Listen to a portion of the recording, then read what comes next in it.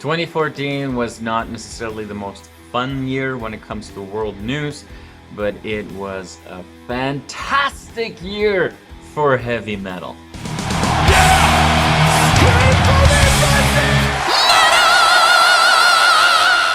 Hey everybody, my name is Jasper, welcome to the channel. If you're new, click subscribe. We're counting down a decade for best albums and this is 2014. So what was 2014 all about? Well, we had the Ebola outbreak, we had the Ukrainian Revolution. In Ukraine we also had the annexation of Crimea by Russia. Russia was then kicked out of the G8, there were a lot of sanctions and the whole thing was just a mess. It was also a terrible year for Malaysia Airlines and people that were flying on Malaysia Airlines, as one of their planes was shot down over the Ukraine, again Ukraine, and one of their planes completely disappeared. Nigeria was under the grip of terrorism and at one point 276 girls were kidnapped from school. In the United States, the Flint water crisis started. Scotland decided to stay in the UK, although people are asking for a new referendum after the whole Brexit thing. And if you're Brazilian, this was also not your favorite year because Germany came to your country and demolished everything and took home the World Cup soccer. We also lost icons like Philip Seymour Hoffman, Shirley Temple, and the amazing Robin Williams. The new word of the year was manspreading. And finally, Conchita Wurst was the first drag queen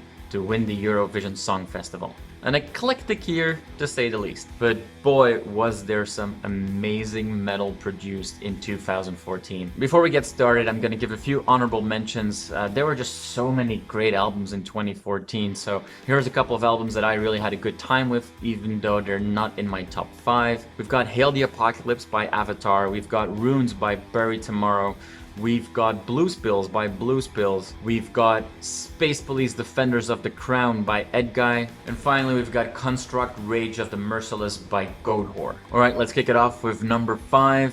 That spot goes to Grand Magus with Triumph and Power. For the triumph and the power, spoils of war, for the hunger and desire, a blood-red throne. So this is the 7th album of this band who can only be described as earth-shaking heavy metal. They kind of mix Dio-era Black Sabbath doom metal, heavy metal with the epicness of Manowar, with the rock and roll attitude of a Motorhead, and it is just phenomenal. If you ever just need to see the definition of what pure heavy metal looks like, play Grand Magus. The title track of this album is definitely a standout track. There's a lot of good songs on this album, but for me, my favorite song on the album is On Hooves of Gold. As we ride the wind and fly. Alright, when we get to the number 4 spot, we already get to an album that any other year may have been my favorite album of the year, but this was just such a great year. So unfortunately, only on number 4, we've got The Quantum Enigma by Epica.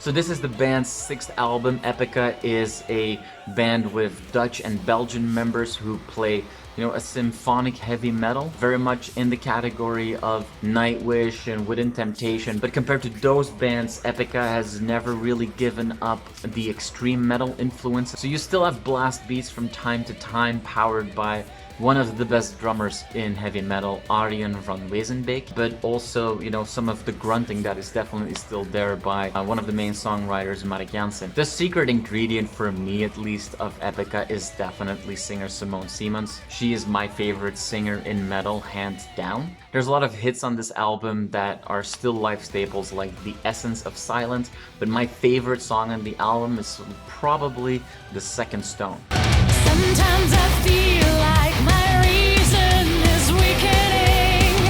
My inner clock's forcing time to stand still. Epica is just one of those bands that from the moment they were founded, I've been following their career and I have everything that they've put out. They're a great band, check them out. Alright, on to number 3. This is the album that catapulted this band from, being one of the top bands in their genre to really, one of the elites in metal today. Number 3, Heroes by Sabaton. Shout, loud and turn his name, a soldier of the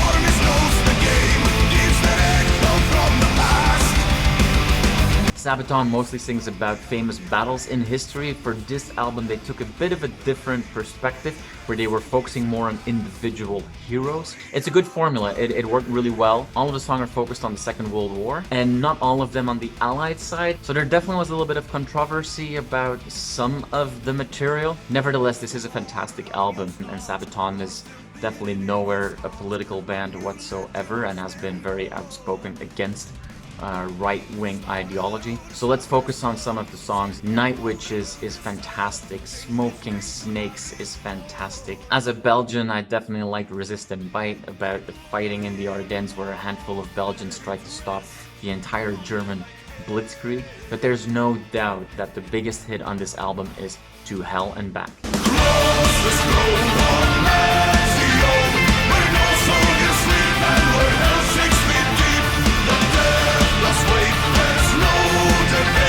To Hell and Back tells the story of Audie Murphy, who was a big hero who saved a lot of people's lives and actually lived himself to play himself in Hollywood adaptations later on. Alright, my number 2 pick for 2014 is the glorious comeback of one of the biggest bands in metal today. It is 5, The Great Chapter by Slipknot.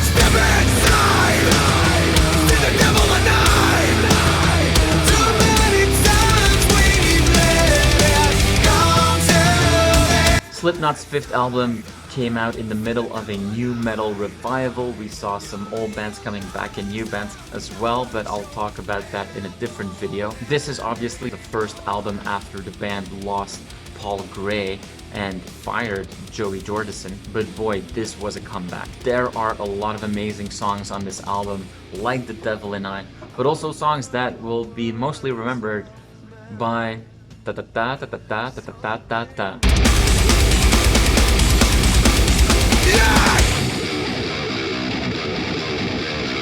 That obviously was the song Custer, but there's so many hits on this album. Think about Sarkatastrophe, think about Kill Pop, The Negative One, or Nomadic. I need you to hate me inside of my thoughts again. I can't let go. Inside of you, I'm lost again. There's a lot of emotion in this album, and that makes sense. This album was the healing process of a band going through the loss of a friend. And those emotions maybe come out best in my favorite song of the album, Skeptic. The world will never see another crazy motherfucker like you. The world will never know another man as amazing as you. Skeptic is a beautiful tribute to Paul Gray, and it just elevates this album from already amazing to absolutely great. Okay, so many great albums that all could have been a number 1 pick. What album could have topped all of this? Well, Behemoth with The Satanist.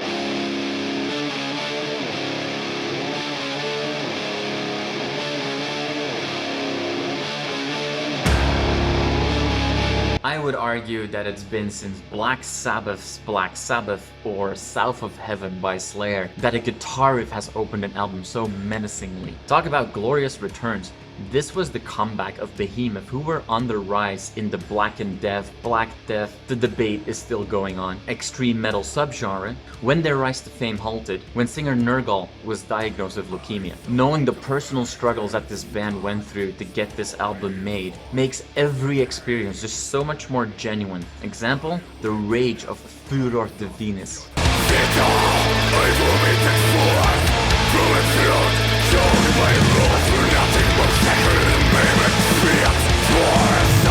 Every single song on this album stands out and is absolutely fantastic. In fact, many of these songs are played live every show now. The climax of this album, and also every live show, is O Father, O Satan, O Son.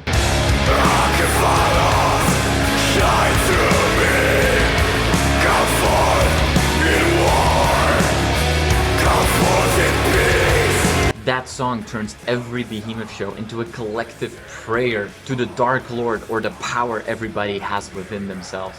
But regardless of all the bombast of Blow Your Trumpets, Gabriel, or O Father, O Satan, O Son, my absolute favorite song on this album is when the band demands Lucifer to pray for them, Ora pro nobis Lucifer.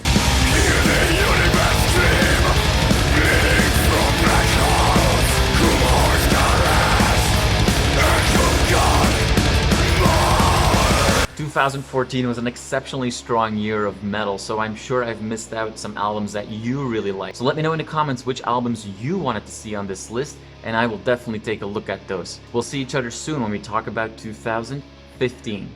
Hey, thank you for watching this video. Click right here to see more content like this and subscribe to the channel.